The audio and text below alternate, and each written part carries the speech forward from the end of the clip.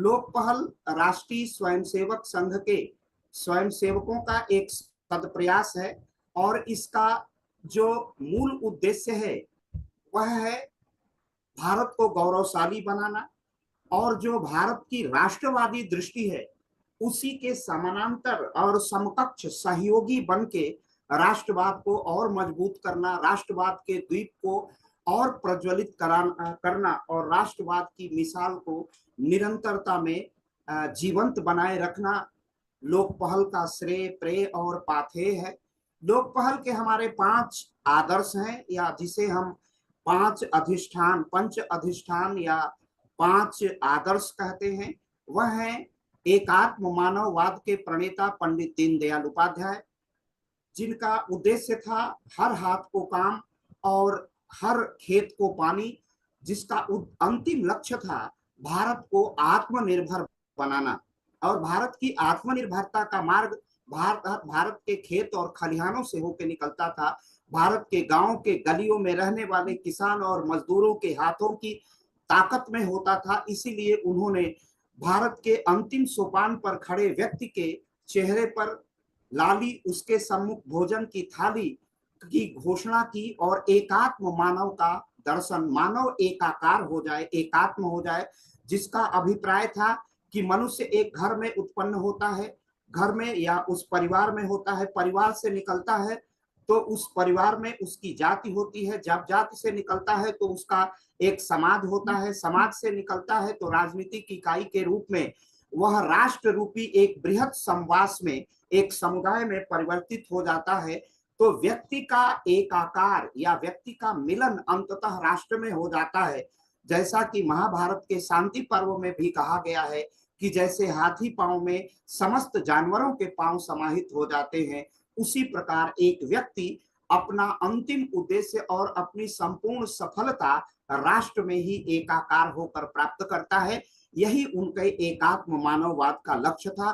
तो लोक पहल के आदर्शों में से एकात्म मानववाद के प्रणेता पंडित दीनदयाल उपाध्याय है और अभी उनकी जयंती आने वाली है 25 तारीख को। इसलिए लोक पहल अग्रिम रूप से उनको अपनी श्रद्धांजलि अर्पित करता है। लोक पहल के जो दूसरे महत्वपूर्ण अधिष्ठान या हमारे आदर्श हैं वह है स्वदेशी के पुरोधा और भारत में प्राच्य और पाश्चात्य शिक्षा के सम्मिश्रण से एक नई चेतना का प्रादुर्भाव करने वाले भारत रत्न पंडित मदन मोहन मालवीय और हमारे राष्ट्रवाद की अलग को जगाते हुए, निरंतर प्रदीप्त रखते हुए जो सबसे सजगता से सामाजिक जीवन का सबसे सजग सहयात्री बन के काम करता है, वह संगठन है सामाजिक संगठन, सांस्कृतिक संगठन, वह संगठन है राष्ट्रीय स्वयंसेवक संघ। राष्ट्रीय स्वयंसेवक संघ के चतुर्थ सर संघ चालक पूज्य राजेंद्र सिंह उर्फ रज्जू भैया, उप आख्यान रज्जू भैया के नाम से जिन्हें जानते हैं, वह हमारे लोक पहल के आदर्श रहे हैं। सामाजिक समरसता के बिना राष्ट्र में हम एकात्मकता का भाव जागृत नहीं कर सकते हैं, राष्ट्र को एकता और अखंडता के सूत्र में आबद्ध नहीं कर सकते हैं। ऐसे हमारे पूज्य रज्जू भैया हमारे आदर्श हैं। दूसरा जो हमारा जो चौथा महत्वपूर्ण नाम है जिसके बिना भारत राष्ट्र की सांस्कृतिक जागरण और सांस्कृतिक विमुक्ति का मार्ग प्रशस्त नहीं होता, ऐसे पूज्य महंत अवैधनाथ जी हमारे आदर्श हैं। आपने कहा था कि भारत में सामाजिक न्याय की एक ही सरल परिभाषा है, वह है हिंदुत्व का संरक्षण। अगर हम हिंदुत्व का संरक्षण कर लेते हैं, हम हिंदुत्व की रक्षा कर लेते हैं, तो भारत में सामाजिक न्याय को स्थापित कर लेते हैं। आपने भारत के सांस्कृतिक आजादी, जिसे अभी अभी हम लोगों ने राम मंदिर के निर्माण के रूप में देखा, हम किस अवपीड़न के दौर से गुजर रहे थे। भारत में राम मंदिर आंदोलन एक जो विवादास्पद ढांचा था, एक कलंक की तरह था। एक नई सांस्कृतिक आजादी की जो रागिनी छेड़ी थी, सांस्कृतिक आजादी का जो बीजारोपण किया था, ऐसे तेजस्वी राष्ट्र की आध्यात्मिक जीवन के तेजस्वी दैदीप्यमान नक्षत्र पूज्य ब्रह्मलीन महंत अवैधनाथ जी हमारे आदर्श है। राम मंदिर आंदोलन को जन जन तक पहुंचा करके और लोगों के मन में उसके प्रति राष्ट्र से एकाकार करने का जो बीड़ा हमारे पूज्य अशोक जी सिंघल ने उठाया था वह अद्भुत और अपूर्व है। उसलिए वही हमारे सांस्कृतिक आधार हैं, वही हमारे एकता और अखंडता के आधुनिक संदर्भ बोध में हमारे प्रतीक हैं। ऐसे पूज्य अशोक जी सिंघल जिनकी 27 तारीख को हम अपनी जयंती मनाएंगे, ऐसे अशोक जी सिंघल हमारे आदर्श हैं। तो इन पंच आदर्शों पर लोक पहल निरंतर चलता रहता है और लोक पहल का एक जो सबसे सजग कार्य है वह है हमारा उत्तर प्रदेश के यशस्वी मुख्यमंत्री पूज्य योगी आदित्यनाथ जी की सांस्कृतिक, धार्मिक, आध्यात्मिक, राजनीतिक, सामाजिक जो दृष्टि है उसको लगातार जनता के बीच ले जाना और जनता की जो समस्याएं भी होती हैं उसे हम सत्ता प्रतिष्ठान की ओर अपने सोशल मीडिया के माध्यम से, अपने संयोजक माननीय डॉक्टर वीके सिंह जी के माध्यम से, अपने माननीय अध्यक्ष डॉक्टर BL आर्या के माध्यम से हम लगातार पहुंचाने का सत प्रयास करते रहते हैं। और 3 वर्षों से अधिक इसकी अनवरत वेबिनार की, सेमिनार की यह रविवासरी यात्रा चलती रहती है। और इसी विषय पर आज हमें मेरठ इंस्टीट्यूट ऑफ टेक्नोलॉजी से हमारे मेरठ इंस्टीट्यूट ऑफ टेक्नोलॉजी के वाइस चेयरमैन श्रीमान पुनीत अग्रवाल जी हम लोगों के बीच हैं। आप किसी परिचय के मोहताज नहीं हैं, आप एक सृजन के शिल्पी हैं। एक बड़ा सा इंस्टीट्यूट आपके कर कमलों से द्वारा स्थापित हुआ है। तो आप एक शिक्षाविद हैं और भारत में तकनीकी शिक्षा का क्या महत्व है। आधुनिक विश्व में अगर हम तकनीकी रूप से पिछड़ते हैं, वो भी विशेष रूप से शिक्षा के क्षेत्र में, तो हम 3 ट्रिलियन इकोनॉमी को से आगे हम जो लगभग 2047 तक 30 ट्रिलियन से 35 ट्रिलियन डॉलर तक पहुंचने का प्रयास करते हैं, वो नहीं हो पाएगा। वो इसी के माध्यम से संभव हो पाएगा। तो इसलिए हम आपको बड़े समादर के साथ आज इस मंच पर आमंत्रित किए हैं। आप हमारे ही विचार परिवार के सदस्य भी हैं, लेकिन आज विषय परिवर्तन के लिए सर्वप्रथम मैं आमंत्रित करता हूं श्रीमान अपने माननीय संयोजक लोक पहल डॉक्टर वीके सिंह भाई साहब को कि आज के विषय का प्रवर्तन करें। माननीय डॉक्टर वीके सिंह भाई साहब। नमस्कार। आज इस लोक पहल के आभासीय प्लेटफॉर्म पे हम श्री पुनीत जी का स्वागत करते हैं और कार्यक्रम का संचालन कर रहे अखिलेश जी, भावेश जी और सभी उपस्थित लोगों के समकक्ष ये कहना चाहेंगे कि हमारा सौभाग्य है कि हमारे इस आभासीय प्लेटफॉर्म पे पुनीत जी का बौद्धिक विचार हम लोगों को सुनने को मिलेगा। जैसा कि हम सब लोग जानते हैं कि हम जो भी काम लोक पहल के बैनर के नीचे कर रहे हैं वो कार्य राष्ट्र के पुनरुत्थान के लिए और देश को स्वावलंबी बनाने के लिए एक जन जागरण का काम है। यह जन जागरण समाज के प्रबुद्ध लोगों के सहयोग के बिना सरकारें नहीं कर पा रही हैं, तो स्वयंसेवी संस्थाओं का सहयोग बहुत ही आवश्यक हो गया है। जैसा कि हम सब लोग जानते हैं, वर्तमान भारत सरकार और उत्तर प्रदेश सरकार देश को विकसित देश बनाने में बिल्कुल कृत संकल्प है। उसके लिए सामाजिक कुरीतियों को, सैद्धांतिक अव्यवस्थाओं को, संविधान के उपेक्षा करने वाले लोगों को जागृत करना है। किसानों, महिलाओं, युवाओं को उनके हक दिलवाने के लिए जो सरकार की नीतियां हैं उन तक पहुंचाना है। तो जब समाज में कठोरता का अनुशासन होता है और समाज का वातावरण देश काल परिस्थिति के हिसाब से सात्विक नहीं रहता, तो अव्यवस्थाएं बढ़ने का शंका बढ़ जाती है, अव्यवस्थाएं बढ़ सकती हैं। इन्हीं सब विषयों पे जब हमने श्री पुनीत जी से चर्चा की तो हमको ऐसा लगा, जो हम लोगों की बातों से स्पष्ट हुआ, कि अगर इस विषय को हम युवाओं पे ले जाते हैं और हमारे उच्च और तकनीकी शिक्षा के विद्यार्थियों को इन सारी स्थितियों से अवगत कराते हैं कि देश क्या आपसे अपेक्षा कर रहा है और उस अपेक्षा की पूर्ति के लिए आपको स्वावलंबी बनाने में सरकार की क्या भूमिका है। उस भूमिका के बीच में आने वाले अंतर्विरोध, अवरोध, उनको सबको दूर करने के लिए हमको क्या करना चाहिए, नैतिकता का बल कितना और मजबूत करने की जरूरत है जिससे अनैतिक चीजें प्रभावी न हो पाए। तो ये सारे विषय आज के लिए बहुत आवश्यक हैं और युवाओं को प्रेरणा के लिए ये केवल सुनने योग्य ही नहीं बल्कि हम कहेंगे कि अमृत के समान होंगे। तो भविष्य का भारत वर्तमान के युवाओं की योग्यता, कर्मठता और उनके स्वावलंबी स्वभाव पे ही निर्भर करेगा। इन सारे विषयों पे हम और व्यवधान बनने के बजाय आग्रह करेंगे कि पुनीत जी आए और अपने विषय को युवाओं के बीच में प्रस्तुत करें।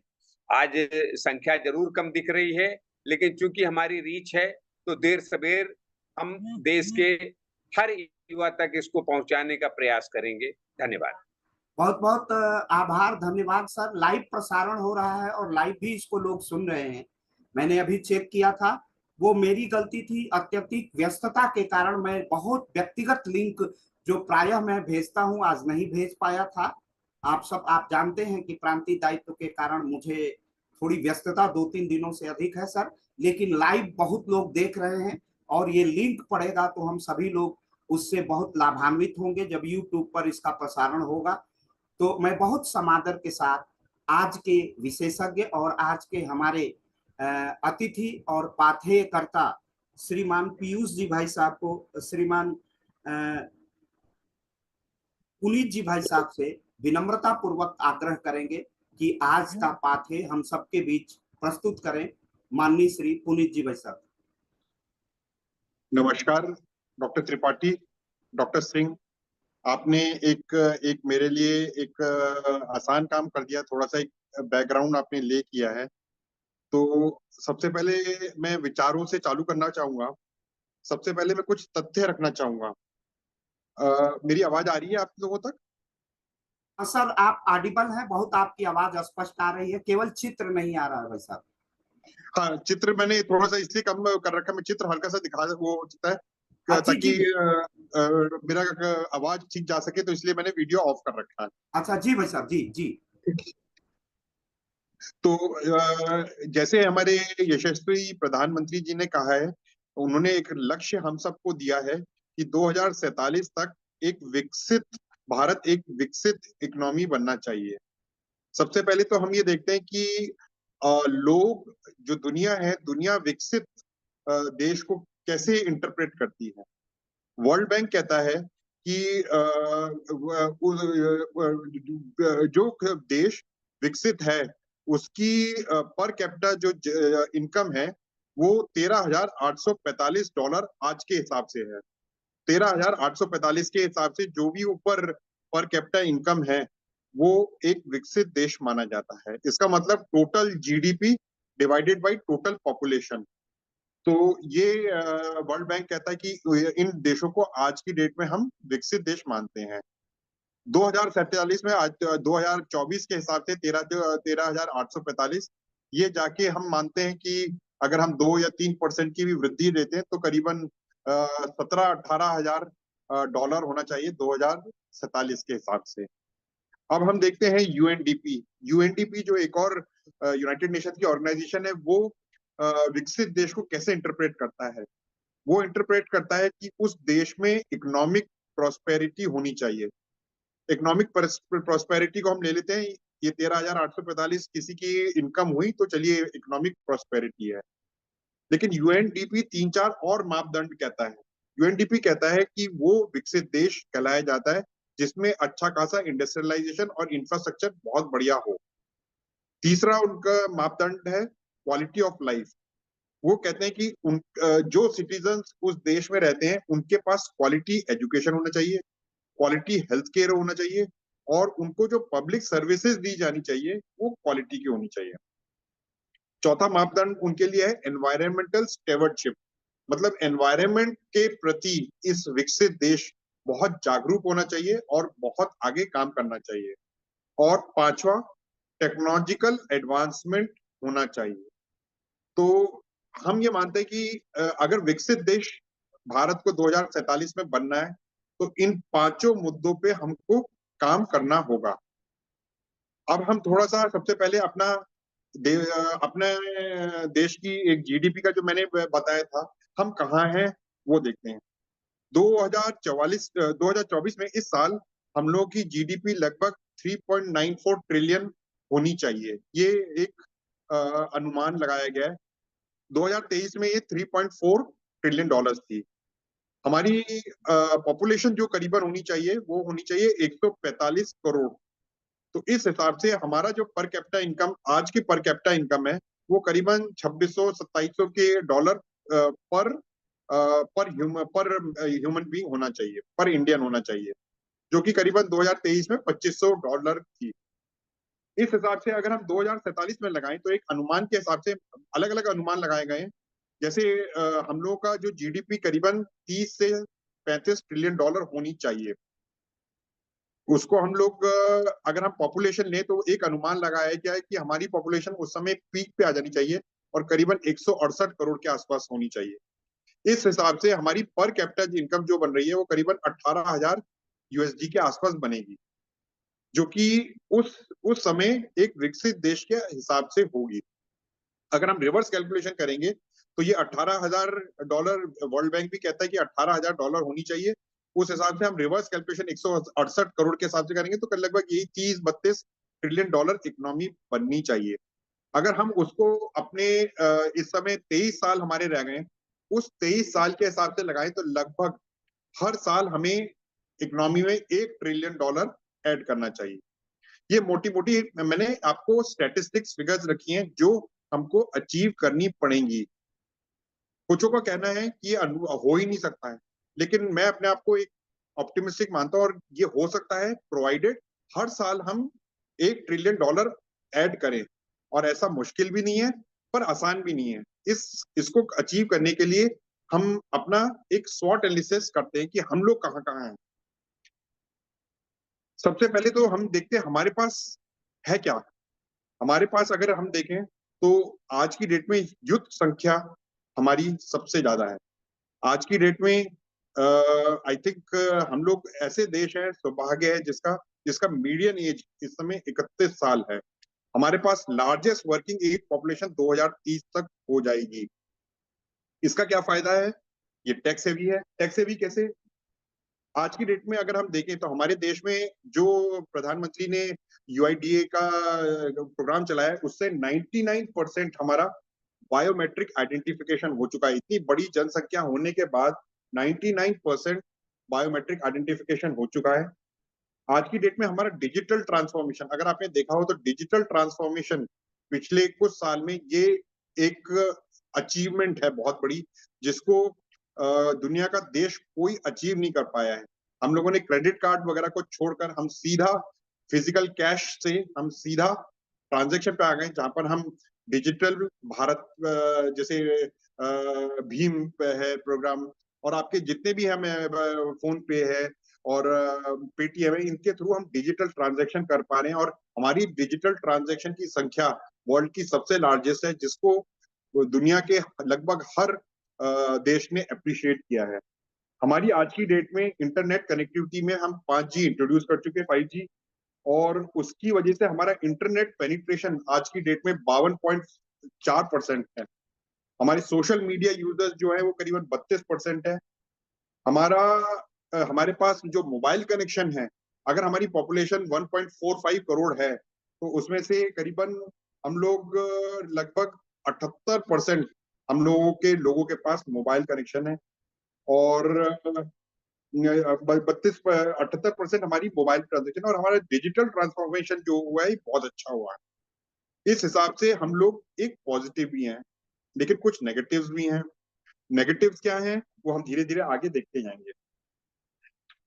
अभी हम लोग की जो इकोनॉमी है वो बहुत सारी एग्रीकल्चर और इनफॉर्मल इकोनॉमी है। अगर हमें मोदी जी का सपना साकार करना है तो हमको इस देश को सर्विसेज, एडवांस मैन्युफैक्चरिंग और नॉलेज लेड हब की तरफ ले जाना होगा। 2047 में हमारे पास हमारी जो इकोनॉमी होनी चाहिए वो सर्विस लेड होनी चाहिए, उसमें एडवांस मैन्युफैक्चरिंग होना चाहिए और नॉलेज लेड होना चाहिए। अब इसके लिए क्या क्या जरूरी है हम लोग वो देखते हैं। एडवांस मैन्युफैक्चरिंग, हम लोगों का जो अभी मैन्युफैक्चरिंग स्तर है वो बहुत निचला है। हम लोग अभी भी बहुत नीचे मैन्युफैक्चरिंग कर रहे हैं। हमारा जो मैन्युफैक्चरिंग कंट्रीब्यूशन है वो लगभग 10 से 12% है, जिसको आगे बढ़ना है। मैन्युफैक्चरिंग में हमारा कंट्रीब्यूशन बढ़ना है, जो कि हम चाइना के हिसाब से देख रहे हैं तो चाइना ने मैन्युफैक्चरिंग में अपने आप को बहुत आगे बढ़ाया है।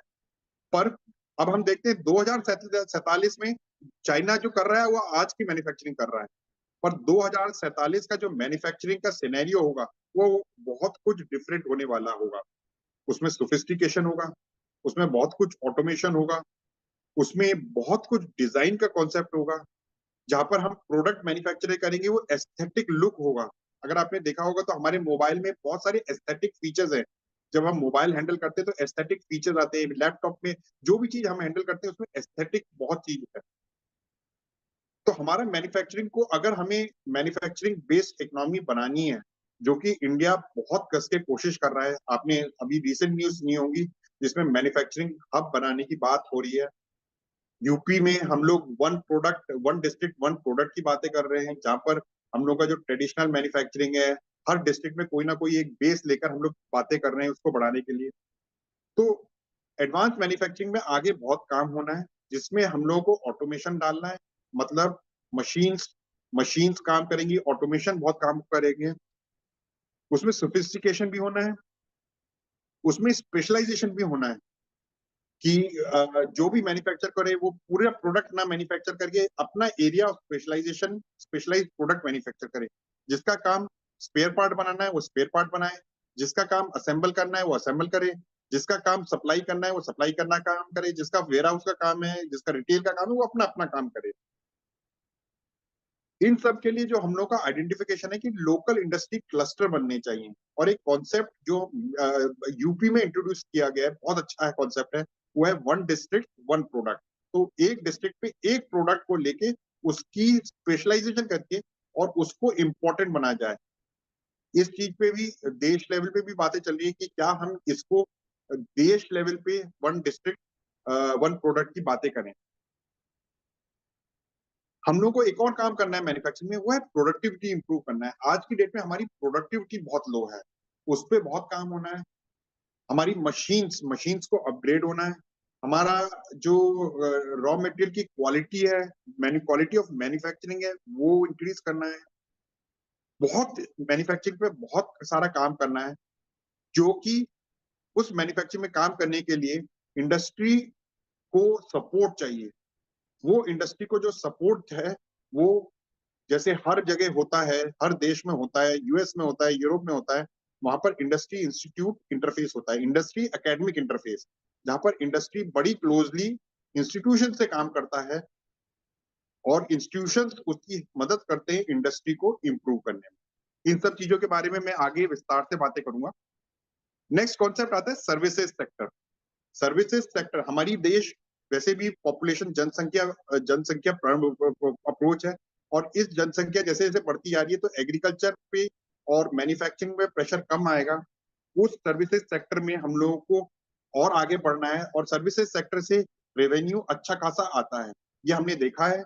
आईटी है, बीपीओ है, इसमें सर्विसेज सेक्टर के काम है, हॉस्पिटैलिटी है, जिसमें हम लोगों ने सब्सटेंशियल ग्रोथ किया है, और आज की डेट में हम लोग की सब्सटेंशियल पॉपुलेशन सर्विसेज सेक्टर में लगी हुई है। पर सर्विसेज सेक्टर की बहुत सारी रिक्वायरमेंट्स भी है। सर्विसेज सेक्टर एक रिसोर्स फॉगिंग है, जहां उसको रिसोर्सेज चाहिए होते हैं, जैसे उसे एनर्जी चाहिए होती है, बड़ी कसके एनर्जी चाहिए होती है।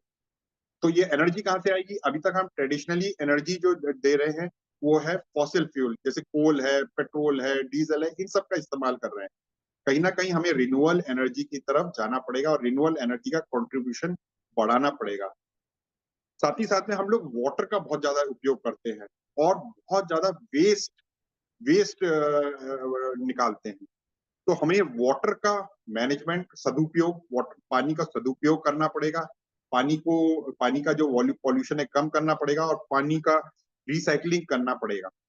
और वेस्ट जो हम जनरेट कर रहे हैं कहीं ना कहीं उसका मैनेजमेंट करना पड़ेगा। वेस्ट चाहे हवा में हो, चाहे पानी में हो, चाहे सॉलिड हो, इन तीनों वेस्ट को हमें कंट्रोल करना पड़ेगा और साथ ही साथ में इसकी रिसाइकलिंग करनी पड़ेगी, ताकि हमारे जो कार्बन एमिशंस हैं हम उसे कम कर सकें। ये हमें एक बेहतर इंडिया, जो 2047 का हम विकसित भारत की बात कल्पना कर रहे हैं, उसके लिए बहुत जरूरी है।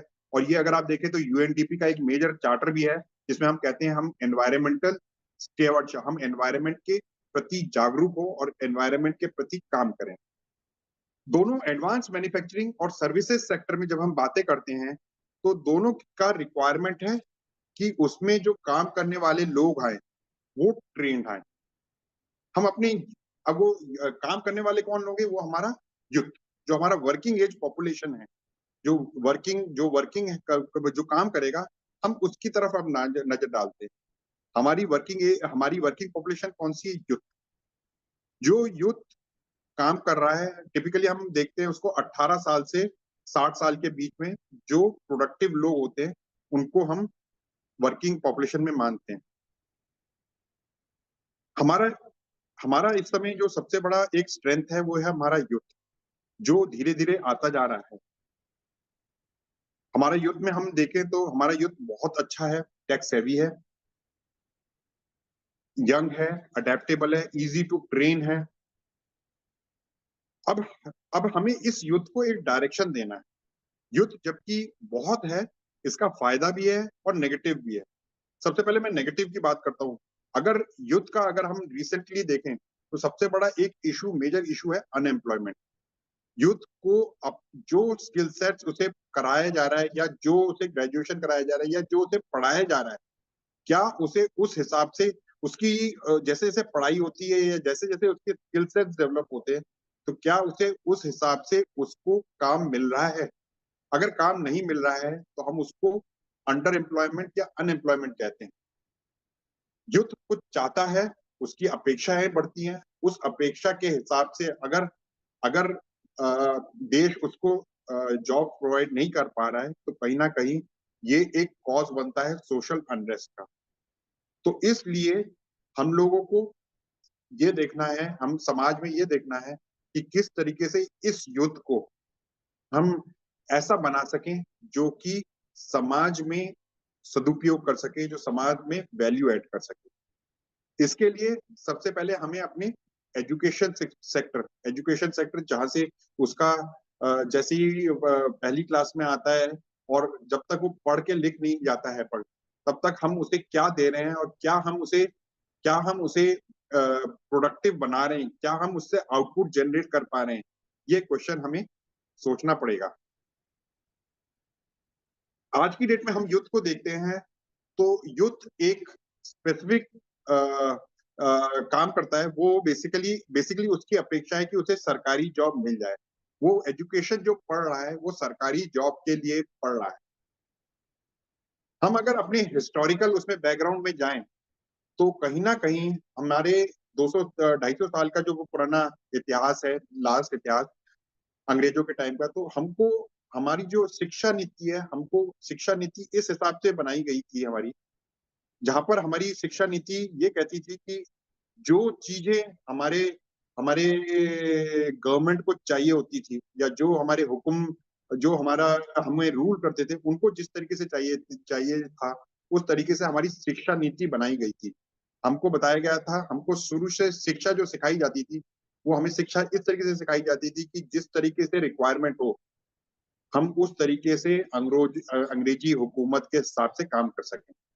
हम लोगों ने कहीं ना कहीं अपनी पुरानी पद्धति छोड़ दी, जहां पर हमारी पुरानी पद्धति जो हम गुरुकुल में जाकर 25 साल करते थे, एक अच्छे एनवायरनमेंट पे पढ़ते थे, जहां पर हमारा गुरु और शिक्षक शिष्यों के बीच में एक बहुत बढ़िया तालमेल होता था, जहां पर नॉलेज शेयर होती थी, उसको इनोवेशन, नई नई चीजें, स्किल सेट सिखाई जाती थी, और उसको वो चीज सिखाई जाती थी जो उसे अच्छा लगता था। और उसे जब उसको समाज में उतारा जाता था, गुरुकुल से जब वो वापस आके समाज में आता था, तब वो पूरा ट्रेंड, एक स्किल्ड, एक समाज में जहां वो समाज की उन्नति में काम कर सके, उस हिसाब से उसको समाज में उतारा जाता था।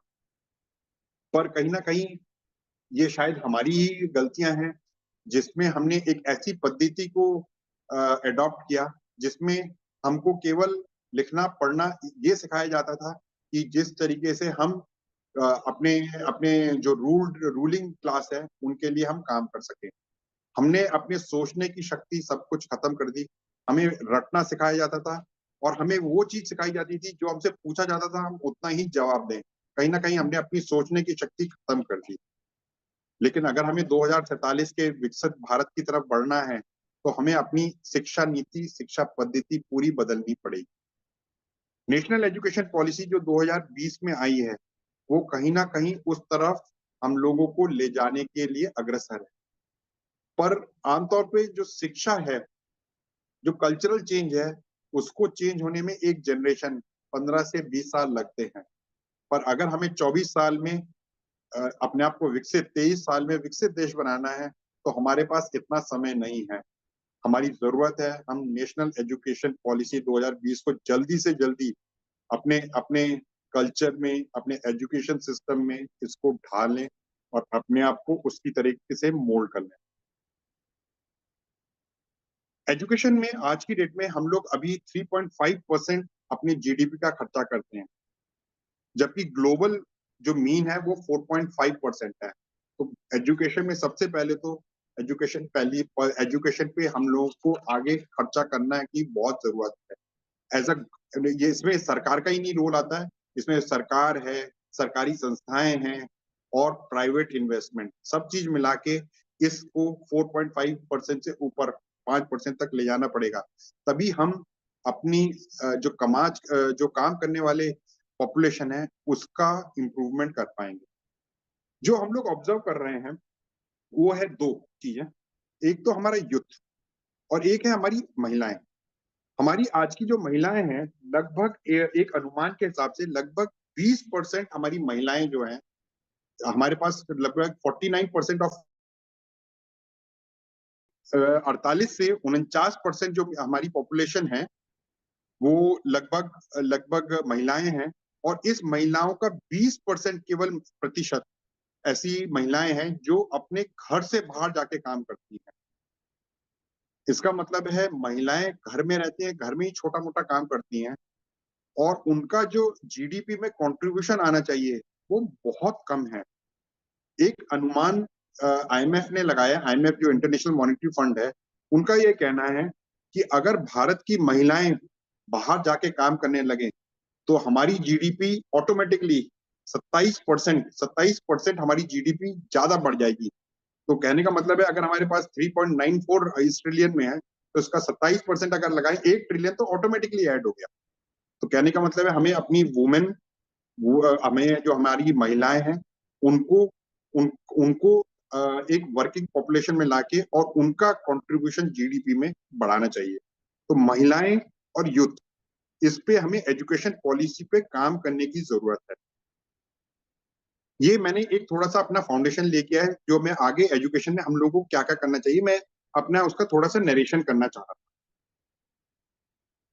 हमारी जो आगे की रिक्वायरमेंट अगर आप देखेंगे तो रिक्वायरमेंट जो सर्विसेज सेक्टर है और प्रोडक्शन सेक्टर है, सर्विसेज और प्रोडक्शन में अगर हम देखेंगे तो even technology, information technology, technology sector, पहले जो होता था, पहले हम लोग एजुकेशन सेक्टर में जब कहते थे तो एजुकेशन हम लोग 20 से 25 साल एक व्यक्ति को पढ़ाते थे तो अपेक्षा होती थी कि अगले 25 से 30 साल वो जो काम करेगा तो उसने जो पहले 25 साल में जो पढ़ाई की है या जो सीखा है वो अपनी पूरी जिंदगी में वो उस जो भी उसने सीखा है उसके हिसाब से काम करेगा और उसके हिसाब से वो समाज को वैल्यू डालेगा। पर आज की डेट में ये कॉन्सेप्ट जैसे जैसे टेक्नोलॉजी आती आ रही है वो आपका जो ये जो 30 से 35 साल का काम करने का एक ही स्किल सेट को जो आपने सिखा दिया, जो 30-35 साल काम आएगी, वो थोड़ा सा उसका टाइम फ्रेम जो है वो 30-35 साल से रिड्यूस होता जा रहा है। ये रिड्यूस आज से 10-15 साल पहले 20 साल था। उस समय ये कहा जाता था आज से 10 साल पहले कि आपकी अगर 30-35 साल की वर्किंग लाइफ है तो आपको जिंदगी में 2 बार अपने स्किल सेट सीखने पड़ेगा। एक, जब आप वर्किंग या जब आप नौकरी चालू कर रहे हैं या जब आप कोई भी काम चालू कर रहे हैं, और 20 साल बाद जब थोड़ा सा चेंज होगा टेक्नोलॉजी का तो उसके बाद आपको रीस्किलिंग करना पड़ेगा और नई टेक्नोलॉजी के हिसाब से अपने आप को रिट्रेन करना पड़ेगा। हम सब इसके थ्रू जा ही रहे हैं। आपने देखा होगा कंप्यूटर्स का जैसे जैसे आगाज हुआ तो हमारे पेरेंट्स ने कंप्यूटर्स का इतना नहीं उपयोग किया था, लेकिन हम लोगों को कंप्यूटर्स का कंटिन्यूस सीखना पड़ रहा है। साथ ही साथ में अगर आपने देखा होगा मोबाइल का, ये जो हम बातें कर रहे हैं जूम और ये पिछले 5 साल में ही कोविड के दौरान ही इसका एक्सपेंस हुआ, और आज की डेट में हम जूम और इन सब कम्युनिकेशन की वजह से हम बहुत इजीली विदाउट फिजिकली मीटिंग हम आपस में बातें कर पा रहे हैं, अपने विचार प्रकट कर पा रहे हैं, डिस्कशन कर पा रहे हैं। तो ये सब भी अगर आपने देखा होगा तो हम लोगों ने 5 साल पहले हम लोगों ने कुछ सीखा ही नहीं था ये सब चीजें, और इन 5 सालों में हमने ये सीख लिया है। और अगले 5 साल में क्या होगा हमें भी नहीं पता, लेकिन जैसे जैसे जो जो चीजें आती जा रही है हमें सीखनी पड़ेगी। तो मैं वापस आता हूँ। तो आज से 10 साल पहले करीबन 20 साल का एक स्किल सेट होता था। अब आज की डेट में हम देख रहे हैं ये रिड्यूस होता होते 5 साल आ गया है। मैं अभी आईटी कंपनीज के कुछ हाईएस्ट लेवल पे बातें कर रहा था, तो उनसे जब मेरा ट्रांजैक्शन इंटरेक्शन हो रहा था, उनसे जब मेरा संवाद हुआ तो वो लोग भी एग्री कर रहे थे कि अब उनको हर 5 साल में अपने वर्क फोर्स को, जो आईटी वर्क फोर्स है, उसको रिट्रेन करना पड़ेगा। हो सकता है आने वाले टाइम में ये टाइम और रिड्यूस हो जाए। तो कहीं ना कहीं हमें अपनी जो वर्क फोर्स आ रही है, जो हमारा यूथ आ रहा है, जो हमारी महिलाएं आ रही हैं, उनको हमें सिखाना पड़ेगा कि आप जल्दी से स्किल सेट्स पढ़ो, स्किल सेट्स में एक्वायर करो, और आगे 5 साल में फिर से रीस्किल करो आने वाले समय के लिए। वो निरंतर हम लोगों को अपने आप को, अपनी स्किल सेट्स को अपडेट करना पड़ेगा। तो कहीं ना कहीं जो एनईपी 2020 इस बात को इनकॉर्पोरेट करता है, जहां पर हम लोगों का फोकस चेंज हो जाता है। अब हम एजुकेशन से हम लोग ट्रांसफॉर्म हो जाते हैं, जहां पर हमें लाइफ लॉन्ग लर्निंग से स्किल बेस्ड एजुकेशन, जिंदगी भर सीखने का एक जो समय होता है 5 से 25 साल का, उसको हमें रिड्यूस करना पड़ेगा। हमें शॉर्ट टर्म स्किल्स कोर्सेज पढ़ाने पड़ेंगे, शॉर्ट ड्यूरेशन कोर्सेज पढ़ाने पड़ेंगे, और हर व्यक्ति को 3 से 5 साल के लिए प्रिपेयर करना पड़ेगा। फिर 5 साल के बाद फिर से छोटे कोर्स पढ़ाने पड़ेंगे, रिट्रेन करना पड़ेगा। तो लाइफ लॉन्ग लर्निंग का कॉन्सेप्ट खत्म हो जाता है। ऐसे में बहुत जो इंडस्ट्री एकेडमिक इंटरफेस है, उसका टाइप का बहुत जरूरत रिक्वायरमेंट पड़ेगा। क्यों? क्योंकि इंडस्ट्री इस स्किल सेट रिट्रेनिंग का काम इंडस्ट्री अकेले नहीं कर सकता है, और ऐसे में एजुकेशनल इंस्टीट्यूशन, स्पेशली हायर और टेक्निकल एजुकेशनल इंस्टीट्यूशंस का ये कर्तव्य बनता है कि वो बार बार जाके इंडस्ट्री में जाए, ऑर्गेनाइजेशंस में जाए, और उनकी जो जो रिक्वायरमेंट है स्किल सेट्स वो ले, नई नई रिक्वायरमेंट से उस हिसाब से टीचर्स को अपग्रेड करे, और इंडस्ट्री और ऑर्गेनाइजेशन के स्टाफ को कंटिन्यूस अपग्रेड करते रहे। तो आगे आने वाले समय में इंडस्ट्री इंस्टीट्यूट इंटरफेस का एक बहुत बड़ा रोल आने वाला है, जहां पर इंस्टीट्यूशंस को सोसाइटीज के साथ, इंडस्ट्री के साथ, और इवन एग्रीकल्चर में भी आज की डेट में आ रहा है। अगर आपने देखा होगा तो एग्रीकल्चर में अभी हम लोग प्रिसीजन एग्रीकल्चर में एज एन इंस्टीट्यूशन काम कर रहे हैं। तो जब हम इंस्टीट्यूशन फार्मर्स के पास जा रहे हैं, तो हम देख रहे हैं कि फार्मर्स भी आज की डेट में टेक्नोलॉजी सेवी हो गए, क्योंकि वो पढ़ लिख रहे हैं। साथ ही साथ में ये उनकी जरूरत भी है। जरूरत किस हिसाब से? आज की डेट में फार्मर्स को चाहिए कि उनको सबसे पहले वेदर फोरकास्ट चाहिए होता है। उस वेदर फोरकास्ट के हिसाब से, जैसे अगर हम लोग अभी देखें, पिछले 1 महीने में, सितंबर महीने में बहुत ज्यादा बारिश हुई। ये बारिश जुलाई में कम हुई, लेकिन सितंबर में बहुत ज्यादा बारिश हुई। ये हर साल का अनुमान बदल गया इस बार। तो कहीं ना कहीं जैसे जैसे वेदर फोरकास्ट का ड्यूरेशन शॉर्ट होता जा रहा है, वो वेदर फोरकास्ट हमको फार्मर्स तक पहुंचाना पड़ेगा। जो पहले हम लोग 1 हफ्ता या 1 महीना लगते थे, अब वो आज की डेट में 1 दिन हो गया है। तो हम लोग फार्मर्स को अपडेटेड इंफॉर्मेशन पहुंचाना पड़ेगा, ताकि फार्मर्स एग्रीकल्चर के हिसाब से, उस हिसाब से डिसीजंस लेके, कब उन्हें क्या बीज उगाना है, कब उन्हें फसल काटनी है, कब उन्हें इंसेक्टिसाइड्स डालना है, कब उन्हें फर्टिलाइजर डालना है। इन सब का शॉर्ट ड्यूरेशन पे काम हो सके। फार्मर्स की भी जरूरत है। साथ ही साथ में आज की डेट में फार्मर्स को ये चाहिए कि उनका सॉइल या उनकी वेदर कंडीशंस या उनका एनवायरनमेंट कंडीशंस क्या है और उन्हें क्या उगाना चाहिए, ये उनकी जरूरत है। तो मेरा कहने का अभिप्राय है कि आज की डेट में इंडस्ट्री या सर्विसेज से ज्यादा एग्रीकल्चर को भी लेटेस्ट टेक्नोलॉजी की जरूरत है, और ऐसे में इंस्टीट्यूशंस सोसाइटी से बाहर ना रह के उन्हें सोसाइटी का एक अभिन्न अंग बनना पड़ेगा और उन्हें समाज में वैल्यू डालनी पड़ेगी। स्किल सेट रिक्वायरमेंट्स भी आज की डेट में चेंज होते जा रहे हैं, और हम लोगों का जो महिलाएं हैं, महिलाओं को भी, जो महिलाएं घर पे रहती हैं, हमें महिलाओं को भी उन्हें लेटेस्ट टेक्नोलॉजी उनके घर तक पहुंचानी पड़ेगी। ये हम देख रहे हैं कि ये बहुत दूर नहीं है। अगर आप देखें तो महिलाएं आज की डेट में मोबाइल यूज करती हैं।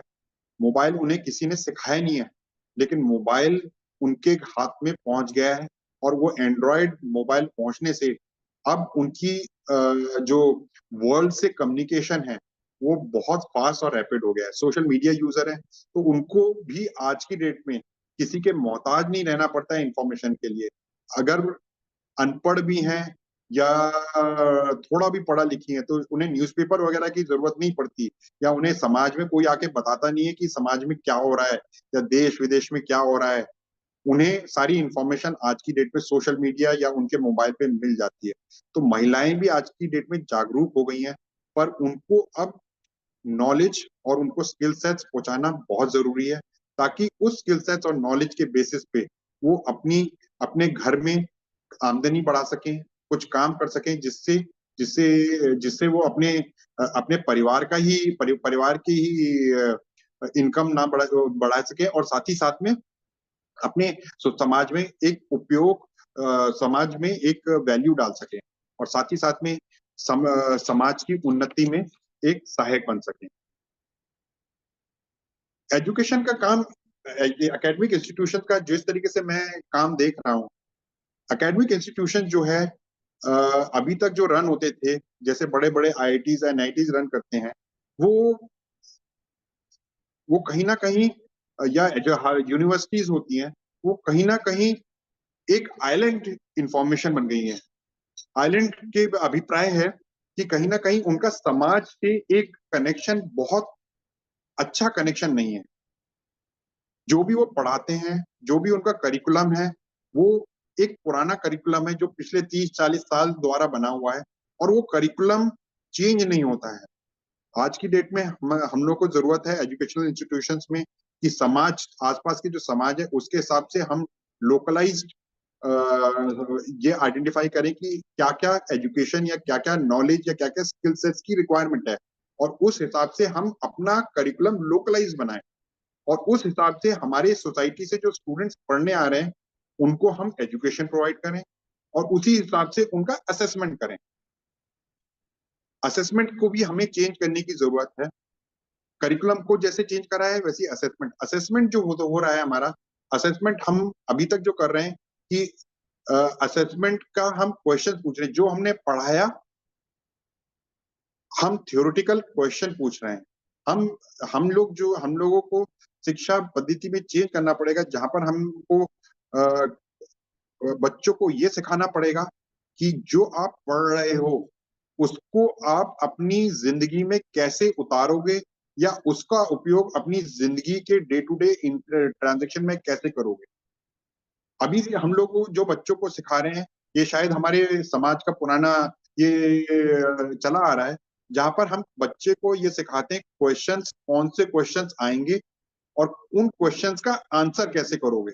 ये हम लोग का जो हम लोग फॉलो कर रहे हैं एजुकेशन की नीति, असेसमेंट की, ट्रेनिंग, जो पढ़ाने की और असेसमेंट की नीति, ये बहुत गलत है एग्जामिनेशन नीति, क्योंकि इसमें हम बच्चे को उसका उसका दिमाग डेवलप नहीं कर रहे हैं, उसकी जो इनोवेशन है वो डेवलप नहीं कर रहे हैं। कहीं ना कहीं हमको बच्चे को ये सिखाना चाहिए कि उसको डेली लाइफ में उसको क्या जरूरत आएगी और उस जरूरत को कैसे टैकल करना चाहिए।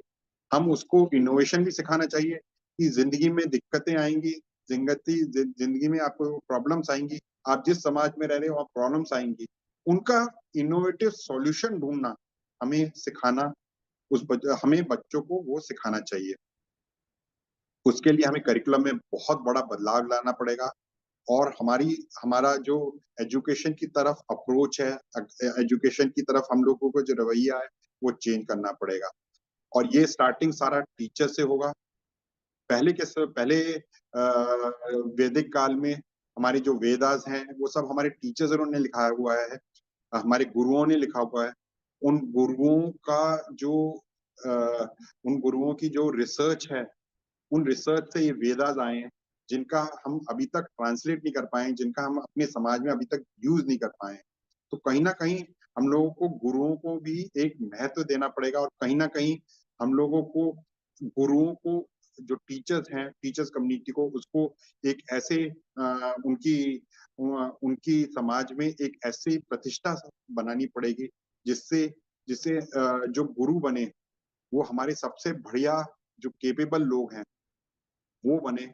अभी अभी जो बन रहे हैं वो केवल दबाव के कारण बन रहे हैं। तो कहीं ना कहीं हमें एक फिलोसफिकल चेंज लाना पड़ेगा अपने एंटायर एजुकेशनल सिस्टम में।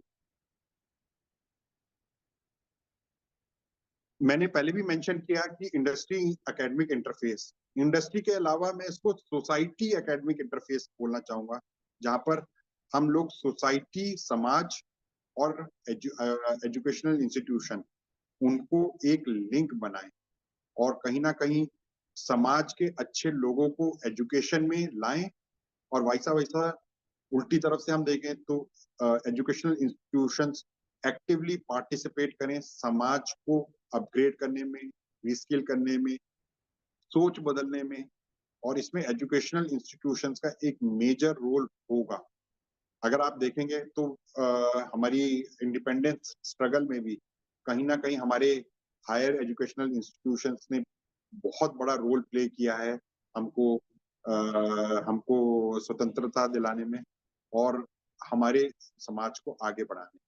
लेकिन आगे आने वाले समय में जहां पर हमें 23 साल में अपने आप को विकसित देश बनाना है, इसमें एजुकेशनल इंस्टीट्यूशंस का रोल एक बहुत बड़ा आ जाता है। मैंने थोड़ा सा मैंने जो मेरी सोच थी मैंने आप लोगों से शेयर की। इसमें आप लोगों का कुछ ऑब्जर्वेशन हो तो हम लोग डिस्कस कर सकते हैं। धन्यवाद, मेरे को सुनने के लिए धन्यवाद। इसमें हम एकल संवाद रखते हैं, पूरे वक्ता का पाठ्य सुनते हैं और उसे पूरे राष्ट्र में सोशल मीडिया के विभिन्न चैनल्स के माध्यम से प्रचारित और प्रसारित करने का प्रयास करते हैं। हमारा मुख्य उद्देश्य है एक महत्वपूर्ण वक्ता जो हमारा चिंतक है, विचारक है, उनके विचारों से जनता को अवगत कराना। क्वेश्चन आवर सेशन चूंकि ये सेमिनार का नहीं होता है इसलिए हम लोग नहीं लेते हैं। कुल मिलाकर जो आज का पाठ्य है वह इतना सारगर्भित है, हमारी $13,845 प्रति व्यक्ति अगर आय होगी तो वो विकसित राज्य की कोटि में आएगा। इसी प्रकार आपने यूएनडीपी जीडीपी की बात की, आपने कहा कि हम जीडीपी का $3.94 ट्रिलियन हमारी हो जानी चाहिए, उससे हम आगे बढ़ने का प्रयास कर रहे हैं। आपने कहा महिलाओं का 18%, 48% भारत में सामाजिक, राजनीतिक और आर्थिक रूप से, विशेष रूप से हमारा जो समाज है 48% महिलाओं का, लेकिन उसमें से कम ही महिलाएं बाहर निकलती हैं और हमारे जीडीपी में महत्वपूर्ण योगदान नहीं दे पाती हैं। आपने सबसे जो महत्वपूर्ण बात कही वो शिक्षा के संदर्भ में कही कि आज भी हमारी शिक्षा संस्कृति निष्ठ होनी चाहिए, हमारी शिक्षा संस्कृति और सभ्यता से अभिप्रेरित होनी चाहिए, हमारी शिक्षा का एक महत्वपूर्ण भाग तकनीकी शिक्षा होना चाहिए। और जब हम 2045 तक जब हम $30 ट्रिलियन की ओर बढ़ेंगे तो उनकी क्या क्या आवश्यकता है और भारत की शिक्षा पद्धति में किस प्रकार का अभी परिवर्तन करने की आवश्यकता है।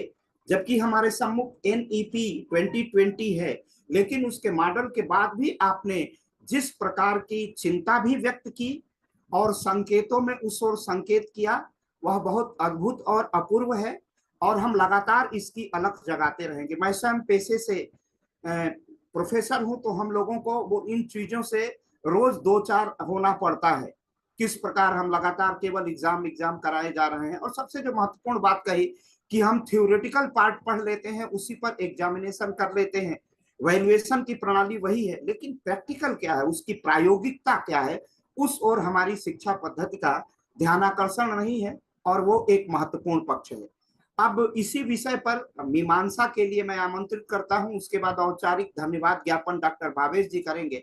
मैं आमंत्रित करता हूं युवा अर्थशास्त्री डॉक्टर हर्षमणि सिंह जी को, कि आज के वक्तव्य पर जो हमारी परंपरा है, एक महत्वपूर्ण टिप्पणी से हम सबको, और जो अवशेष भाग सर का जो कठिन भाग है वो और सरल होकर हम सबके श्रोताओं के सम्मुख जाएगा। डॉक्टर हर्ष जी। जी बहुत बहुत धन्यवाद डॉक्टर अखिलेश त्रिपाठी जी। जैसा कि आज के उद्बोधन में जो विकसित भारत की संकल्पना 2047, जिस पर हम लोगों की ये अनवरत श्रृंखला चल रही है, उसी कड़ी में आज एक और विषय के साथ शिक्षा से जुड़े हुए पुनीत जी का पाठ्य आज इस लोक पहल के वर्चुअल प्लेटफॉर्म पर प्राप्त हुआ। पुनीत जी ने अपने व्याख्यान में विकसित भारत की संकल्पना के तमाम सारे जो स्टेक होल्डर्स हैं, जो लाभार्थी हैं, उन तमाम को छुआ। उन्होंने अपने वक्तव्य में फार्मर्स की बात की गई, युवाओं की बात की गई, शिक्षा नीति की बात की गई। मैं उनकी बातों को ही आगे बढ़ाने के अनुक्रम में इस बात को, इस चर्चा को, जैसा कि लोक पहल की जो एक परंपरा है कि हम लगातार इस परिचर्चा का उद्देश्य ही होता है कि उसको मंथर गति से समाज के बीच में प्रेषित करते रहें। वाद और संवाद की प्रक्रिया जो है वो इसी तरीके से आगे बढ़ती रहे। नीति निर्माता उन इन इन इन परिचर्चाओं से सीख लें और आगे आने वाली जो इम्प्लीमेंटेशन की प्रक्रिया है उसमें हम किस तरीके से इन बातों को समाहित करें।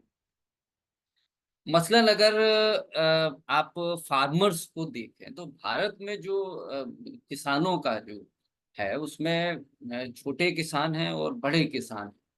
बीच में और भी श्रेणियां हैं, लेकिन एक जो स्टैटिस्टिक्स है उसमें ये है कि जो मिनिस्ट्री ऑफ फाइनेंस की रिपोर्ट कहती है कि 90% फार्मर्स जो है वो छोटे किसान हैं। इनके पास जो है लगभग 2 एकड़ से आसपास की भूमि है, और जो बाकी बचे वो बड़े किसान हैं। तो इधर बीच आप जो भारत में आजादी के बाद जो कृषि क्षेत्र में जो देखने को मिला कि लोग कृषि को परंपरागत रूप से अपनाने की जो प्रवृत्ति है उसमें कमी आ रही है, और निसंदेह कृषि में इनोवेशंस हो रहे हैं। हरित क्रांति के बाद कृषि के व्यवसायीकरण में तेजी आई है, और मिनिमम सपोर्ट प्राइस के एश्योरेंस के बाद किसानों की कहीं ना कहीं एक सुनिश्चित आय की भी कल्पना है। कृषि में नए प्रयोग हो रहे हैं। आपने बहुत विधिवत कई सारे एग्जांपल्स दिए कि चाहे वो सॉइल हेल्थ कार्ड के माध्यम से हो, वेदर फोरकास्टिंग के माध्यम से, सरकार ने एक पूरा चैनल ही है डीडी किसान करके, जो इन चीज़ों को, या रेडियो पे भी अब तो बहुत तेजी से हेल्पलाइन नंबर जारी होते हैं और उन पे वेदर फोरकास्टिंग की रिपोर्ट मिलती है। लेकिन एक जो चीज है कि इसके बावजूद सरकार का पिछले 10 वर्षों में कैपिटल एक्सपेंडिचर बढ़ा है, और इस कैपिटल एक्सपेंडिचर बढ़ने का उद्देश्य ये था कि इससे निजी जो प्राइवेट इन्वेस्टर्स वो भी बढ़े, और इस मामले में कृषि में जो स्टार्टअप की जो स्थिति है वह उस अनुपात में नहीं बढ़ रही। तो जब ये बात बार बार भारत को विकसित होने के अनुक्रम में ये बात बार बार आती है कि भारत के पास युवा है और भारत ये लीड कर सकता है, तो वहीं पर ये बात भी जोड़ी जाए कि भारत के पास युवा है, जो डेमोग्राफिक डिविडेंस है, उस डिविडेंस के पास कितनी स्किल है, और वो क्या नेतृत्व करने की क्षमता रखता है या केवल मध्यवर्ती बना रहना चाहता है। आप देखें कि भारत में जो बने बनाए भोजन का एक बड़ा कारोबार है, लेकिन इस कारोबार में कितनी भूमिका नेतृत्वकर्ताओं की और कितनी भूमिका केवल मध्यवर्तियों की है। तो मुझे लगता है कि ये जो एक पॉइंट है कि अगर अगर आपको संकल्पना हमें विकसित भारत की लेनी है, तो हमारे ऊपर ये जिम्मेदारी भी है। इंडिया स्किल रिपोर्ट ये कहती है कि भारत में जो ग्रेजुएट्स हैं, जो निकल रहे हैं, उसमें 40% ग्रेजुएट्स केवल एम्प्लॉयबल हैं, बाकी 60% ग्रेजुएट्स हैं। और ये जो ग्रेजुएट्स हैं, इन ग्रेजुएट्स में जो टेक्नोक्रेट्स भी शामिल हैं, इसमें मेडिकल के लोग भी शामिल हैं, इसमें सोशल साइंस जैसे विषयों को पढ़ाने वाले लोग भी शामिल हैं, जिसमें आर्ट जैसे विषयों को पढ़ने वाले भी लोग शामिल हैं। तो मुझे लगता है कि जब हम इस बात को रखें कि डेमोग्राफिक डिविडेंड से, तो हमारी जिम्मेदारी और बढ़ जाती है। और मुझे लगता है कि हमें अपने युवाओं को वहां तक लेके जाना पड़ेगा जहां पर हम उन्हें केवल एक बिचौलिए की भूमिका से बढ़ाकर, मतलब वो एक अगर अगर भारत के पास एक विकसित खाद्य बाजार भी है, तो उस खाद्य बाजार में भारत की भूमिका नेतृत्वकर्ता की होनी चाहिए, ना कि बिचौलियों की। एक बात। दूसरी बात जो निकल के आई कि जो शिक्षा के संबंध में, शिक्षा के संदर्भ में जो राष्ट्रीय शिक्षा नीति है, उसमें काफी सारे विषयों को नए संदर्भों के साथ जोड़ा गया है। लेकिन अगर हम इसे भारतीय ज्ञान परंपरा के हिसाब से जोड़ें, तो मुझे लगता है कि यहाँ पर भी जो एक शिक्षक, एक छात्र और पाठ्यक्रम, ये जो तीन, जो ये ट्रायंगल है, इसको हमें नए सिरे से समायोजित करना है। अब इस समायोजन के क्रम में अगर शिक्षक और छात्र का अनुपात सही है, तब हम इसको समायोजित करने में आसानी से कर सकते हैं। भारत के जो प्रतिष्ठित तकनीकी संस्थान हैं, शिक्षक छात्र अनुपात अधिक है। भारत के जो बड़े विश्वविद्यालय हैं, जिनमें छात्र संख्या बहुत अधिक है, मसलन इलाहाबाद विश्वविद्यालय जैसे बड़े विश्वविद्यालय, जो बड़ी संख्या में छात्रों को अपने, वहां पर शिक्षक छात्र अनुपात उस अनुपात में नहीं है। तो जब हम शिक्षा का यूएनडीपी के मानकीकरण पर रखते हैं, जहां पर शिक्षा में शिक्षा के मात्रात्मक पहलू भी हैं, गुणात्मक पहलू, तो हम हो सकता है कि नेट की रैंकिंग में मात्रात्मक पहलू को स्पर्श कर ले, लेकिन क्या हमें गुणात्मक पहलुओं पर भी, अगर हम भारतीय ज्ञान परंपरा को राष्ट्रीय शिक्षा नीति 2000 में एक महत्वपूर्ण मापक के रूप में मानते हैं, तो क्या गुणात्मक शिक्षा की बात पर हमें तरजीह देनी होगी। एक और बात जो शिक्षक छात्र और पाठ्यक्रम को लेके, जैसा कि पुनीत जी ने अपने वक्तव्य में कहा कि एक किस्म का गैप है, और आप देखें कि जो पाठ्यक्रम है, वो पाठ्यक्रम कौन तैयार कर रहा है। क्या वो पाठ्यक्रम अकादमिक लोग तैयार कर रहे हैं, क्या पाठ्यक्रम बाजार तैयार कर रहा है। तो अगर राष्ट्रीय शिक्षा नीति में हम बाजार की प्रमुखता देते हैं, तो पाठ्यक्रम भी हमें फिर बाजार से आना चाहिए, और हमें शिक्षकों को उस हिसाब से समायोजित करना पड़ेगा, छात्रों को उस हिसाब से समायोजित करना पड़ेगा। तब इस ये जो बैलेंस है, जो राष्ट्रीय शिक्षा नीति के उद्देश्य को हम कर पाएंगे। अन्यथा आप ये देखें कि जो अगर हम परंपरागत रूप से ही अपने असेसमेंट्स को भी और करते रहे, तो धीमे धीमे आप देख रहे हैं कि तमाम सारे ऐसे जो कोर्सेस हैं, जो बड़े विश्वविद्यालयों में पढ़ाए जा रहे हैं, उनके प्रति छात्रों की उदासीनता स्पष्ट रूप से देखी जा रही है। और इस बात का संकट भी है कि ये पूरी तरीके से छात्र, शिक्षक और पाठ्यक्रम का जो संतुलन है, वो पूरी तरीके से बिखरा हुआ देखने को मिलता है। तो ये चुनौती तीनों लोगों के सामने है, छात्रों के सामने भी है और शिक्षकों के भी सामने है, कि वो किस तरीके से, मतलब नई राष्ट्रीय शिक्षा नीति के परिप्रेक्ष्य में और कोविड क्राइसिस के बाद से अचानक से शिक्षा के क्षेत्र में तकनीकी का प्रयोग बढ़ा। अब तकनीकी का प्रयोग बिल्कुल, एक तो कॉस्ट इफेक्टिव है, दूसरा क्या है कि आप पूरे राष्ट्र के साथ एक नेटवर्क के माध्यम से जुड़ सकते हैं। तो ये बहुत अच्छी पहल दिखती है। लेकिन जब हम इसको एक औपचारिक रूप से स्वीकार कर लेते हैं कि अच्छा ठीक है, एक नंबर से हम कनेक्ट हैं और हमने अपनी अपनी कनेक्टिविटी शो कर दी, लेकिन क्या उससे आपने कितना लर्न किया या क्या कोशिश की या आपने अपने आप को किस तरीके से समायोजित किया।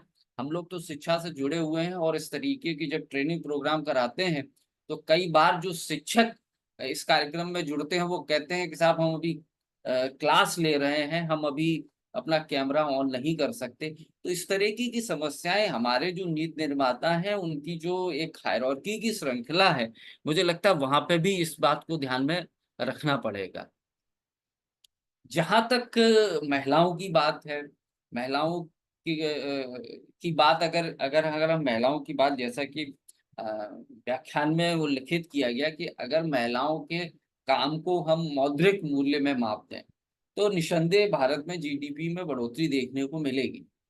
लेकिन अगर हम विकसित राष्ट्र का जो पैमाना है उसे केवल जीडीपी के आधार पर ही नहीं, और भी सारे जो आयाम हैं इसमें बदलाव आया है। यूएनडीपी ने 2010 में एक अलग इंडेक्स जारी किया। भारत में भी तेंदुलकर कमेटी की रिपोर्ट्स के बाद नए आयाम हैं जिसमें कुछ आयाम में बदलाव है जो अंतर्राष्ट्रीय मानकों के साथ मैच नहीं करते हैं। तो ये तो मुझे लगता है कि ये भारत की अपनी एक अवधारणा होनी चाहिए कि हम किस तरीके के, अगर हम महिलाओं के प्रत्येक मूल्य को सोचते हैं तो हमें भारत की जो स्वदेशी अर्थव्यवस्था की परंपरा है ये उसका समर्थन नहीं करता। तो मुझे लगता है कि हमें यहाँ एक रास्ता अपनाना पड़ेगा। मैं एक उदाहरण देता हूँ कि इधर भारत में जो सेल्फ हेल्प ग्रुप्स हैं इसमें ऐसी महिलाएं काम करती हैं जिनके पास कोई शिक्षा नहीं है, जिसमें ऐसी महिलाएं काम कर रही हैं जिनको कोई ट्रेनिंग नहीं दी गई। और भारत में जितने भी सेल्फ हेल्प ग्रुप काम कर रहे हैं उसमें 80% जो ग्रुप हैं वो महिलाओं के हैं। और इन महिलाओं के ही योगदान से भारत में हरित क्रांति के बाद ऑपरेशन फ्लड लाने में गुजरात की महिलाओं का बहुत बड़ा योगदान है। तो अगर आप वहां से लेके चलें और भारत में जो 88% सेल्फ हेल्प ग्रुप्स हैं जो महिलाओं के पास हैं, जिनके हमारे पास आंकड़े हैं, कोविड-19 में जिन सेल्फ हेल्प ग्रुप्स ने महिलाओं ने बहुत अच्छे से काम किया, वो चाहे मास्क बनाने का काम था, सब्जी वितरण का काम था, कोई भी छोटे छोटे काम थे वो काम किया।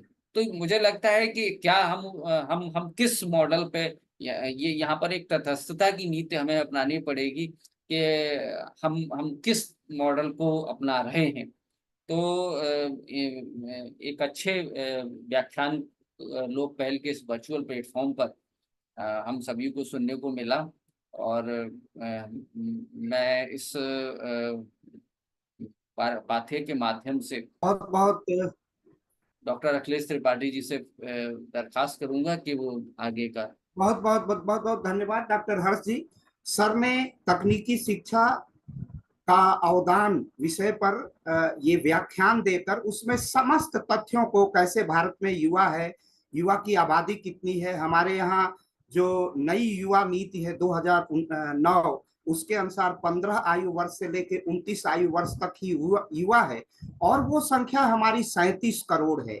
हम 37 करोड़ स्टार्टअप्स कर सकते हैं, 37 करोड़ को इंटरप्रेन्योर बना सकते हैं, स्किल बना सकते हैं। इन सारे आयामों पर विचारण किया और भावी जीवन में हमारी शिक्षा का महत्व किस प्रकार बहुत महत्वपूर्ण होने वाला है, विशेष रूप से तकनीकी शिक्षा का, उसकी संपूर्ण स्केचिंग सर ने की है। आपका हृदय से बहुत बहुत अभिनंदन, बहुत बहुत आभार। अब मैं औपचारिक धन्यवाद ज्ञापन के लिए डॉक्टर भावेश द्विवेदी जी को आमंत्रित करता हूं। डॉक्टर भावेश जी। धन्यवाद सर। लोक पहल के द्वारा ये जो सतत परिचर्चा आयोजित की जा रही है उसमें आज विकसित भारत 2047 में उच्च और तकनीकी शिक्षा का योगदान विषय पर मुख्य वक्ता के रूप में Meerut institute of engineering and technology के वाइस चेयरमैन श्री पुनीत अग्रवाल जी, जो एक एजुकेशनिस्ट हैं, शिक्षाविद हैं, उनका पाठ्य हम सभी को प्राप्त हुआ। बहुत ही कम समय में, बहुत ही सरल शब्दों में उन्होंने एक गूढ़ और जटिल विषय को रखा हम सभी के बीच में और सोशल मीडिया के माध्यम से ये हजारों लोगों के बीच में गया उनका वक्तव्य। आपने अपने पाथे में जीडीपी, यूएनडीपी और यूएनडीपी के द्वारा क्या होता है विकसित, डेवलप्ड कंट्री को, डेवलप्ड नेशन को क्यों विकसित कहा जाता है, उसमें आपने economic prosperity, infrastructure, industrialisation, environment और टेक्नोलॉजिकल एडवांसमेंट जैसे महत्वपूर्ण विषयों पर आपने अपने विचार व्यक्त किए। 2047 तक अगर हमें अपने सपने को पूरा करना है, डेवलप्ड इंडिया बनाना है, तो जीडीपी क्या होनी चाहिए 2024 में, और 2047 में अनुमानित जीडीपी क्या होनी चाहिए लगभग 168 करोड़ की जनसंख्या के आधार पर, उसको भी आपने बहुत ही सरल शब्दों में बताया। पर ईयर $1 ट्रिलियन को किस तरीके से हमें कंट्रीब्यूट करना पड़ेगा, तब जाकर यह देश एक विकसित देश बन पाएगा। लार्जेस्ट वर्किंग पावर वाला यह जो देश है भारत, उसमें किस तरीके से टेक्नोलॉजिकल जो चेंजेस आए हैं उसको बताते हुए आपने स्पष्ट किया कि डिजिटल ट्रांजैक्शन में भारत वर्तमान समय में सबसे ऊपर चल रहा है, और बड़े बड़े यूरोपीय देश इसके लिए भारत की प्रशंसा कर रहे हैं। चाहे 5G को यूज करने का मामला हो, सोशल मीडिया यूजर्स की बात की जाए या मोबाइल यूजर्स की बात की जाए, तो उसमें भी भारत एक बड़े ही स्टैंडर्ड लेवल पर है, और लगभग 78% पॉपुलेशन इसको यूज कर रही है। 32 करोड़ से अधिक लोग सोशल मीडिया यूजर्स हैं, और 5G का प्रयोग लगभग मेट्रोपॉलिटन से लेकर और सामान्य शहरों तक में काफी तेजी से फैला है। फिर आपने भारत के यशस्वी प्रधानमंत्री आदरणीय नरेंद्र मोदी जी के स्वप्न को बताते हुए कहा कि हमें एग्रीकल्चरल इकोनॉमी से नॉलेज बेस्ड या नॉलेज लेड एडवांस मैन्युफैक्चरिंग और सर्विस बेस्ड इकोनॉमी की ओर जाना होगा। पूरा देश जब उस ओर जाएगा, भारत जब उस ओर जाएगा, तब कहीं जाके 2047 के लक्ष्य को प्राप्त किया जा सकता है। अपने वक्तव्य में आपने बताया कि machinery update, raw material quality और इंडस्ट्री इंप्रूवमेंट, इन तीनों पर विशेष रूप से काम करना पड़ेगा, तभी जाकर हमारा ये लक्ष्य पूरा हो सकता है। एक बड़े ही महत्वपूर्ण विषय सर्विस सेक्टर पर आपने विशेष रूप से बल दिया, और आपने कहा कि सर्विस सेक्टर से रेवेन्यू जनरेट करना पड़ेगा, और इस रेवेन्यू को जनरेट करने के साथ ही साथ सर्विस सेक्टर को भी कुछ देना पड़ेगा। और उसको देने के लिए आपने जो दो चीजें बताई, पहला वाटर रिसाइकलिंग और दूसरा वेस्ट रिसाइकलिंग, और इनके माध्यम से एनर्जी को रिन्यूएबल करना पड़ेगा। ये आज शायद पूरे देश की सबसे बड़ी आवश्यकता है, क्योंकि अगर हम वाटर सोर्सेज की बात करें तो वो भी काफी तेजी से खत्म हो रहा है, और वेस्ट की अगर बात करें तो उतनी ही तेजी से वेस्ट बढ़ रहा है। तो इन दोनों को रिसाइकिल करके किस तरीके से एनर्जी प्रोड्यूस की जाए, किस तरीके से सर्विस सेक्टर को प्रोवाइड किया जाए, इस पर आपका बहुत ही विशेष आपके विचार रहे। साथ ही साथ इन्वायरमेंट को किस तरीके से कार्बन से बचाना है, यूथ पावर को सही डायरेक्शन में ले चलना है, इन विषयों पर भी आपने अपने विचारों को व्यक्त किया। यूथ को एजुकेशन के साथ साथ स्किल मैनेजमेंट की भी ट्रेनिंग देनी चाहिए।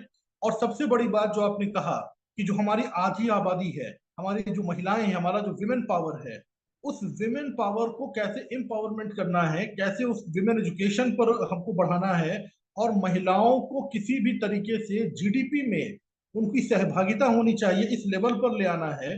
ये एक बड़ा ही महत्वपूर्ण विषय है पूरे देश के लिए और सरकारों के लिए निस्संदेह रूप से होगा। टेक्नोलॉजी को सीखना पड़ेगा, उसके जो अपडेटेड वर्जन्स आएंगे उनको सीखना पड़ेगा, और उनके प्रयोग के माध्यम से देश को तकनीकी के पथ पर ले चलना पड़ेगा। ये आपका एक सार पूरे वक्तव्य का रहा। और यूथ पावर और विमेन पावर, इन दोनों को टेक्नोलॉजी से जोड़कर ही 2047 में विकसित भारत को स्थापित किया जा सकता है। यह आपके वक्तव्य से हमारे सभी श्रोताओं के बीच में गया। मैं पूरे लोकपहल परिवार की ओर से आदरणीय श्री पुनीत अग्रवाल जी का बहुत बहुत धन्यवाद ज्ञापित करता हूं कि आपने अपने बिजी शेड्यूल से हमें समय दिया। हमें उम्मीद है कि हम दोबारा भी जब आपसे समय मांगेंगे तो आप लोकपहल को अपना बहुमूल्य समय अवश्य प्रदान करेंगे। इस पूरे लोकपहल को मूर्त रूप प्रदान करने वाले मैं प्रोफेसर आलोक चौहान सर, हमारे अभिभावक डॉक्टर विजय कुमार सिंह सर, लोकपहल के अध्यक्ष doctor BL Arya sir, professor doctor Santosh Kumar Singh sir, Banaras Hindu विश्वविद्यालय, professor doctor Avinash Patlikar sir, Veer Bahadur Singh Purvanchal विश्वविद्यालय, हमारे अग्रज और इसके संचालनकर्ता डॉक्टर अखिलेश त्रिपाठी जी, अर्थशास्त्री डॉक्टर हर्षमणि सिंह जी, और इस लोक पहल के में आज के इस वक्तव्य में जुड़ने वाले सभी गणमान्य व्यक्तियों और इसको सुनने वाले हमारे सभी गणमान्य श्रोताओं, मैं आप सभी को बहुत बहुत धन्यवाद करता हूं। इस पूरे तकनीकी मंच को सजाने वाली हमारी बहन मनीषा जी का भी मैं बहुत बहुत धन्यवाद ज्ञापित करता हूं। बहुत बहुत धन्यवाद सर। बहन मानसी थपलियाल यही बहन सहजता से कार्यक्रम को संचालित करते हैं।